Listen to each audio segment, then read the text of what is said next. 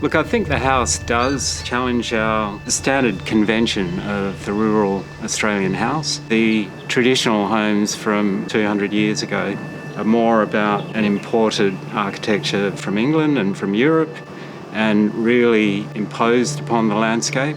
Our project here taps into a kind of more recent understanding and appreciation of the Australian landscape. It is harsh, but there's a really nice quality in that harshness.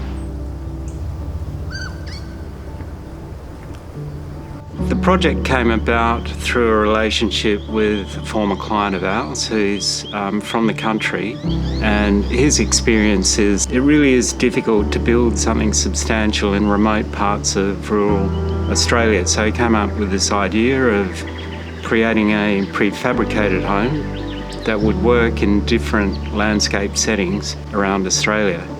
So our primary ambition with the project was to subvert this idea that it would be a pokey, constrained, prefabricated home.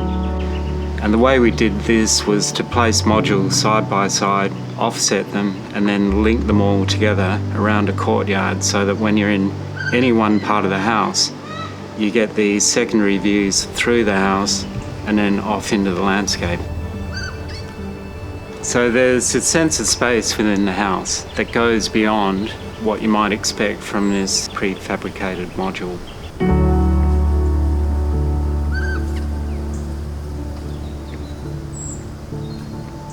So many of the benefits of prefab are the fact that we're building out of controlled environments, so can manage our waste. In turn, we can speed up the construction program.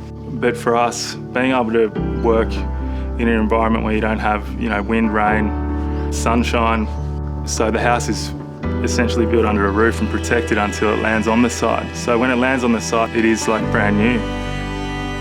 Every time I sort of arrive to take someone through the house, they're really taken back by the fact that it's a prefab home. If you hadn't built it, it's really hard to depict where those joints are. So the materiality of the house is dictated by weight, given that the house had to be transported on the back of a truck. We're pretty instantly drawn to the idea of using an Australian hardwood for the primary cladding, and we've finished it with a natural stain that allows the timber to silver off, and it works beautifully to tie in with the gums of this particular site, but it ages and gets that really nice character of aged timber. So the project has been about architecturally being much more quiet in the landscape and allowing that Australian landscape really to come up to the edge of the home and to actually be drawn into the house, and for the occupation of the house, the experience of being in the home, to be coloured by the landscape. The first time I noticed what a spot it was when we were on site and sort of doing the set out to prepare for the arrival of the house. There's no sound other than the trees blowing, birds chirping and waves crashing, so you really do feel removed.